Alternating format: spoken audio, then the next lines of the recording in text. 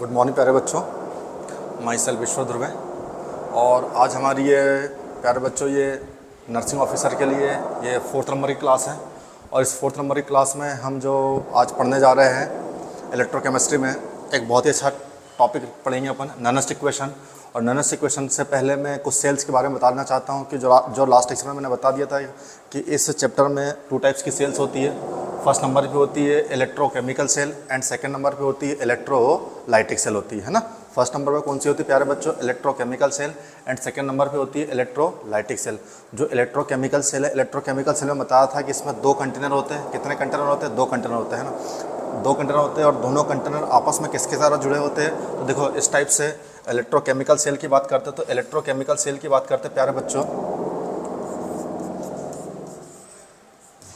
Electrochemical cell है ना। एक इलेक्ट्रोकेमिकल सेल होती है प्यारे बच्चों और दूसरी कौन सी होती है?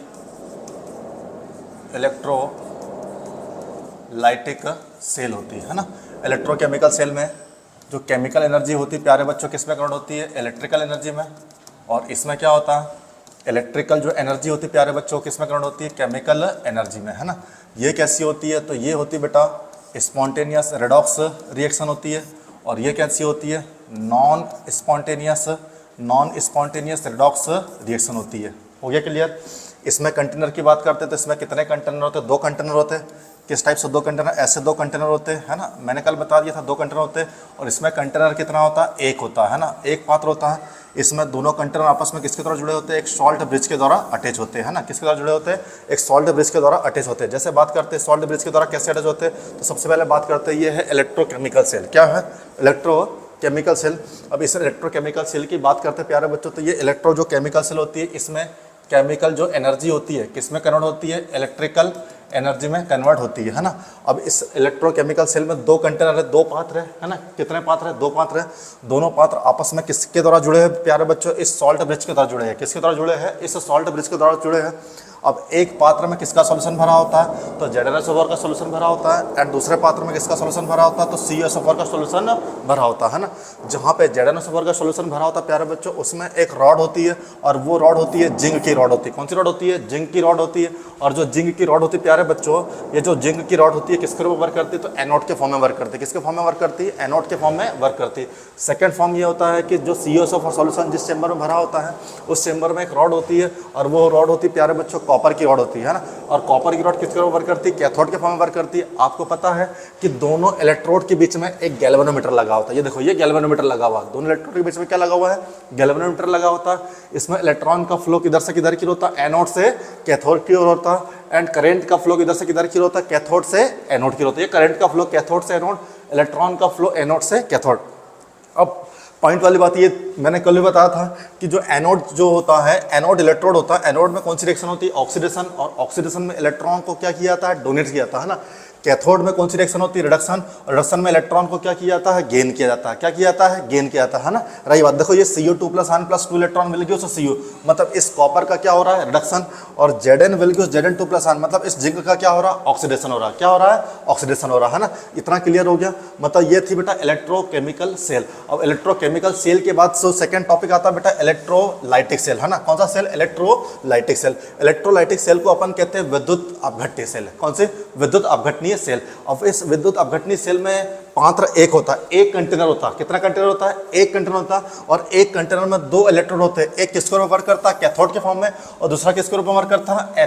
पहला एनोड के फॉर्म में और दूसरा किसके रूप में वर्क करता है? कैथोड के फॉर्म में वर्क करता है। एनोड में कौन सी रिएक्शन होती है प्यारे बच्चों? तो ऑक्सीडेशन। एंड कैथोड में कौन सी रिएक्शन होती है प्यारे बच्चों? तो रिडक्शन की रिएक्शन होती है। कौन सी रिएक्शन होती है? रिडक्शन की रिएक्शन होती है।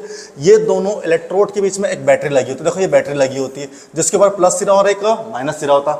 यहाँ पे भी इलेक्ट्रॉन का फ्लो किधर से किधर की होता है? तो एनोड से कैथोड की होता है। यहाँ पे भी करंट का फ्लो किधर से किधर की होता है? तो कैथोड से एनोड की होता है। लेकिन यहाँ पे ये होता है कि इस पात्र में एक इलेक्ट्रोलाइट्स प्रेजेंट होता है। इलेक्ट्रोलाइट्स के फॉर्म में कुछ भी हो सकता है। NaCl मॉल्टन स्टेट पर भी होता है, एक्वस मीडियम में भी हो सकता है ना। अब रही बात कि जब यहाँ पे मॉल्टन स्टेट पर अगर NaCl है तो NaCl को जब आप तोड़ोगे बेटा है ना, NaCl को जब डिसॉल्व करोगे तो NaCl कैसे डिवाइड होगा? NaCl will gives Na + N + Cl - N। Na plus ion plus Cl minus, मतलब एक केटायन और एक क्या है प्यारे बच्चों, एनायन है। एक कौन है, केटायन है, और एक कौन है, एनायन है। तो केटायन हमेशा किसके पास जाएगा, कैथोड के पास। देखो केटायन किसके पास जा रहा है, कैथोड के पास।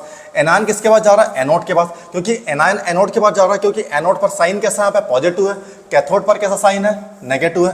तो नेगेटिव किसके पास जा रहा है, पॉजिटिव के पास, और पॉजिटिव किसके पास जा रहा है, नेगेटिव के पास। तभी तो इस क्लोरीन का क्या हो रहा है, तो क्लोरीन का हो रहा है यहाँ पे ऑक्सीडेशन। देखो 2Cl माइनस आयन 2 इलेक्ट्रॉन को डोनेट करके किसमें कन्वर्ट हो रहा है, Cl2 में। मतलब इस क्लोरीन का क्या हो रहा है, ऑक्सीडेशन। क्या हो रहा है प्यारे बच्चों, ऑक्सीडेशन हो रहा है। इसी तरह ये 2Na प्लस आयन 2 इलेक्ट्रॉन को गेन करके किसमें कन्वर्ट हो रहा है, 2Na में। मतलब इस सोडियम का क्या हो रहा है, रिडक्शन हो रहा है। क्या हो रहा है, रिडक्शन। और रिडक्शन की रिएक्शन कहाँ पे होती है, कैथोड में। ऑक्सीडेशन की रिएक्शन कहाँ पे होती है, एनोड में। तो ये हो गया क्लियर। तो ये दो टाइप की सेल होगी। पहली कौन सी थी बेटा, electrochemical cell, and second number पे कौन सी है, इलेक्ट्रोलाइटिक सेल। देन इसके बाद जो अपन स्टार्ट करते हैं प्यारे बच्चों, उसके बाद अपन स्टार्ट करेंगे कौन सी, क्या करेंगे, ननस्ट इक्वेशन। कौन सी इक्वेशन, ननस्ट इक्वेशन। अब ननस्ट इक्वेशन होती क्या बेटा, तो ननस्ट इक्वेशन होती है EMF is equal to E naught cell minus 2.303 RT, है ना। EMF is equal to E naught cell, है ना। क्या बताया था, EMF is equal to E naught. देखो EMF is equal to E naught cell, EMF is equal to E naught cell, है ना। EMF is equal to E naught cell. देखो कैसे, EMF is equal to E naught cell. EMF देखो, EMF is equal to E naught cell minus 2.303 RT log के। EMF is equal to E naught cell minus 2.303 RT upon NF log के। ये एक ननस्ट equation होती है। अब यहां पर आपको पता है कि R is universal constant, T temperature, N है number of transfer electron, gain and donate जो भी इलेक्ट्रॉन होते हैं, और F क्या बेटा, फैराडे कांस्टेंट। जब इन सब की वैल्यू जब आप पुट करते हो यहाँ पे, तो एक वैल्यू प्राप्त होती है प्यारे बच्चों, हमको क्या प्राप्त होती है, EMF is equal to E naught cell minus 0.06 upon N log product upon reactant, क्योंकि K इज इक्वल टू क्या होता है, प्रोडक्ट अपॉन रिएक्टेंट होता है। क्या होता है, प्रोडक्ट अपॉन रिएक्टेंट। तो इसी को कहते हैं ननस्ट इक्वेशन कहते हैं। इन दोनों को क्या कहते हैं, ननस्ट इक्वेशन कहते हैं। अब इसका यूज कैसे होता है, तो ननस्ट इक्वेशन का यूज अगर बात करते हैं, ननस्ट इक्वेशन की बात करते हैं, तो देखो ननस्ट इक्वेशन में सबसे पहले ये होता EMF is equal to E naught cell minus 2.33 RT upon NF log के। इन सबकी वैल्यू पुट करते हैं अपन, इसकी वैल्यू पुट करते, इतने की वैल्यू पुट करते, तो यहाँ पे वैल्यू प्राप्त 0.06 upon N log product upon reactant. अब एक इक्वेशन की बात करते हैं, एक इक्वेशन में क्या होता है कि M1A plus M2B will give us N1C plus N2D, है ना। ये इक्वेशन है। इस A का एस्टिमेटेड कोएफिशिएंट क्या है प्यारे बच्चों, M1 है। इस B का एस्टिमेटेड कोएफिशिएंट क्या है, M2 है। इस C का एस्टिमेटेड कोएफिशिएंट क्या है, N1 है। और इस D का एस्टिमेटेड कोएफिशिएंट क्या है, N2 है ना। जब भी अपन इस इक्वेशन में वैल्यू पुट करोगे, तो EMF is equal to E naught cell minus 0.06 upon N log product upon reactant. Product कौन है, C की पावर N1 इंटू D की पावर N2 अपॉन A की पावर M1 इंटू B की power M2। ये equation है। हो गया क्लियर। अब यहां पर इसकी एप्लीकेशन की बात करते हैं प्यारे बच्चों, तो एप्लीकेशन में सबसे पहले अगर बात करते हैं अपन, देखो इसकी एप्लीकेशन की बात करते हैं, ननस्ट इक्वेशन की एप्लीकेशन, तो सबसे पहले half oxidation reaction. Half oxidation reaction क्या है, Zn will give us Zn2 plus ion plus 2 electron, इसको कहते हैं हाफ ऑक्सीडेशन रिएक्शन। तो याद रखना, प्रोडक्ट में हमेशा किसका प्रोडक्ट लिखा जाता है, तो ऑक्सीडेशन का हाफ प्रोडक्ट लिखा जाता है ना। रिएक्टेंट में कौन सा रिएक्टेंट लिखा जाता है, तो हाफ रिडक्शन रिएक्शन का रिएक्टेंट लिखा जाता है। तो देखो यहाँ पे ये EMF is equal to E naught cell minus 0.06 upon N क्या बेटा, नंबर ऑफ इलेक्ट्रॉन ट्रांसफर कितने हो रहे, 2, तो N लॉग प्रोडक्ट की जगह क्या, Zn2 plus ion upon 1, half की बात कर रहे हैं। अब यहाँ पे क्या, हाफ रिडक्शन रिएक्शन की बात करते हैं, Cu2 plus ion plus 2 electrons will give Cu। तो EMF is equal to E naught cell minus 0.06 upon 2 log product की जगह 1 अपॉन Cu2 प्लस आयन। जब दोनों की इक्वेशन अपन देखते हैं, तो देखो इक्वेशन क्या प्राप्त हो जाएगी यहाँ पे प्यारे बच्चों, इधर देखो, तो सबसे पहले इधर प्राप्त हो जाएगी, यहाँ पे इधर देखो Zn विल गिव्स, इधर देखो देखो देखो, है ना। क्या होता है कि Zn will gives Zn2 plus ion plus 2 electrons.